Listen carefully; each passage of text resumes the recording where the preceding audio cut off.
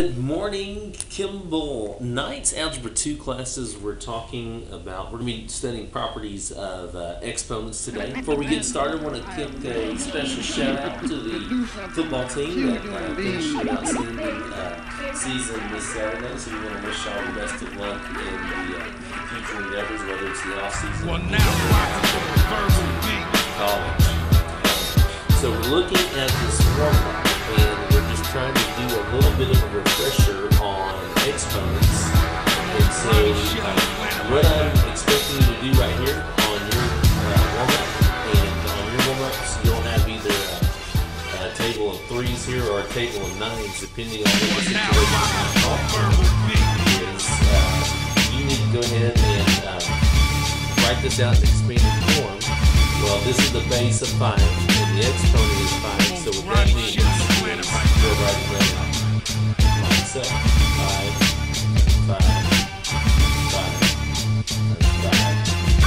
5. What I'm going to let you do is I'm going to let you fill out that paper in front of you. Where it says product, you're going to need to actually multiply all these numbers together, so whatever means you have to multiply those numbers. Go ahead and do that. And when I multiply my 5s together, I get 3,125.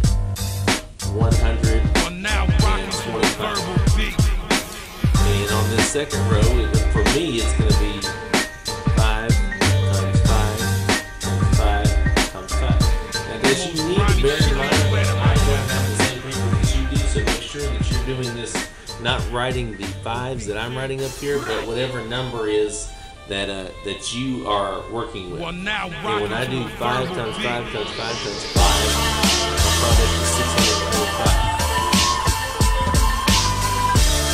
And where it says change, well, what's the difference between 3,125 and 625?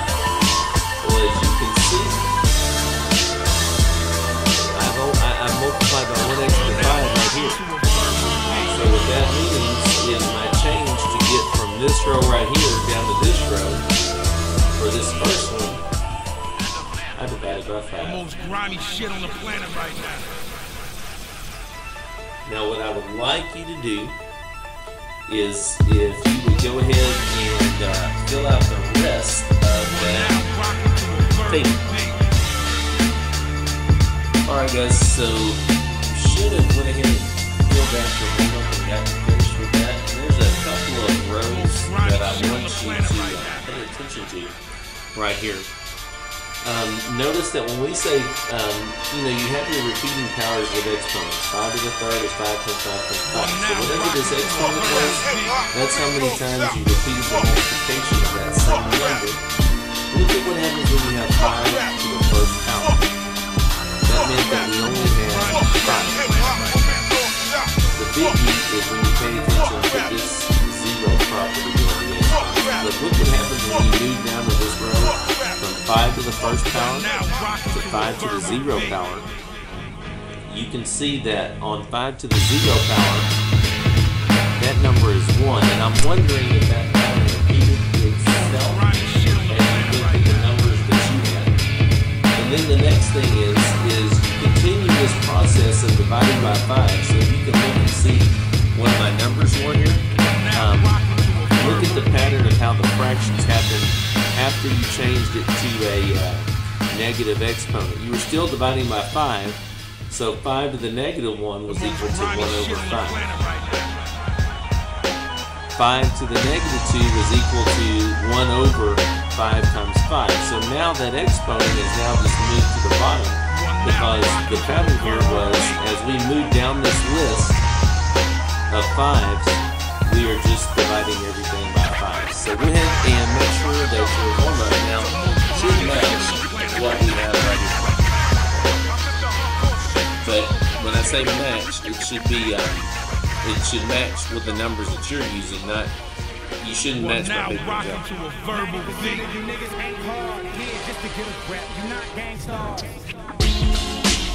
Alright guys, so the topic of today is using different properties of exponents. We're going to go over actually about 3 of these rules in class today.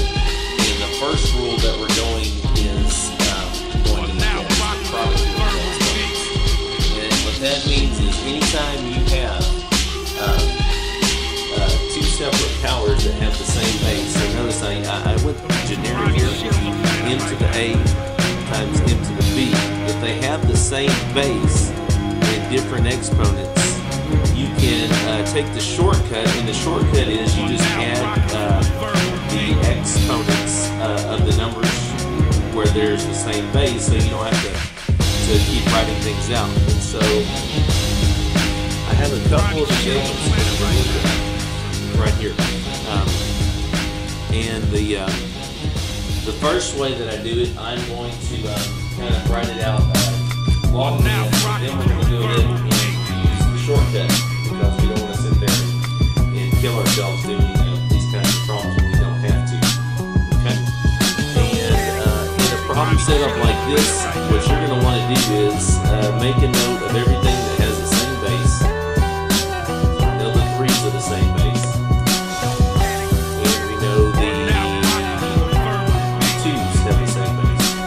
And so when we begin to simplify this, we have 3 to the second power times 3 to the fifth power, and all I've done is I've used my commutative property, which allows me to switch the numbers around to make the problem work easier for me. Now to simplify, I know 2 to the third is 2 times 2 times 2, and I know 2 to the second is 2 times 2.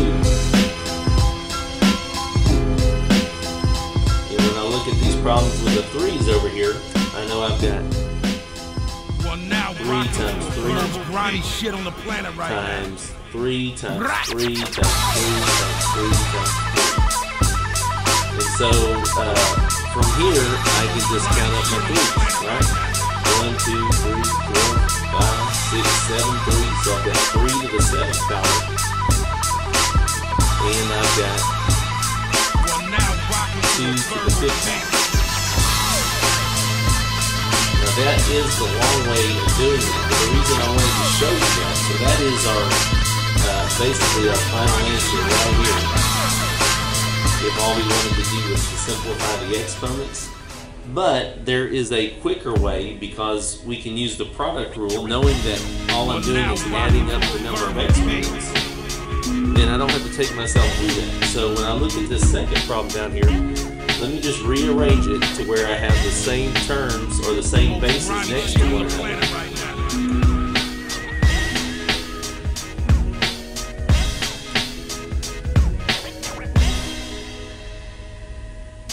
When I have the same bases next to each other, I can just use that rule that I told you about. So A in the 2 plus 5 power OPG, the most grimy shit on the planet right now. times B to the 3 plus 2 power. And then when I rewrite that out, I get 8 to the 7th times B to the 5th power. Now what I'd like to do is, you can see this last problem right here. If you will go ahead and zoom in on that one. And I'm going to let you work that last one down there on your own. And we can go ahead and pause the tape right here. And I'll work that out, and then we'll come back on in just a second. Okay guys, we're talking about the quotient rule of exponents, and here's a shortcut for dealing with the quotient. All you have to do when dealing with the quotient rule, instead of, we just learned a product rule where we add the exponents if we're using the product rule. On the quotient rule, you got a fraction, you got numbers with the same base, you can subtract the exponents. And I'm going to give you a couple of examples, and go ahead and take these down in your notes. And let's take a look at just this first example. 2 to the 8th power over 2 to the 3rd power. Well, if I write everything out there, you know that I'm going to write 8 2's because 2 to the power of 8 means it's the 2's repeat multiplication 8 times. 2 to the power of 3 means the 2's repeat multiplication 3 times. Well, when I do that, just know that I can begin the process of canceling. So for every 2 that I find in the top and bottom, I can cancel them out. And I have 3 2's on the bottom, I have 8 2's on the top, so that means I can cancel out 3 pairs of 2's, which leaves me with 2 times 2 times 2 times 2, or otherwise 2 to the 5th power. But you're not always going to want to do that. You're going to get tired of having to rewrite that again and again and again. So, look at the shortcut here. You can just subtract the exponents and make 2 to the 5th power. And down here is, you got a little more happening with your expressions. And so I can just say, I could write out all the A's and B's if I wanted, but I'm just going to take the shortcut. I'm going to say A, and then in parentheses the 6 minus 2 power, and then B in parentheses the 7 minus 3 power, and that's going to simplify out to A to the 4th, B to the 4th. Okay.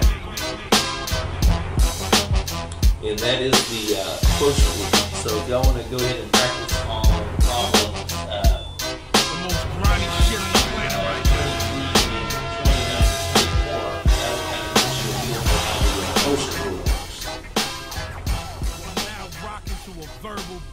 and then finally I'd like to talk to you about the power rule. Okay? And when you raise a power to a power, first of all, you got an exponent inside the parentheses, but you got an exponent outside the parentheses. You can just multiply the exponents together to write it out in simplified form. And here's the reason why.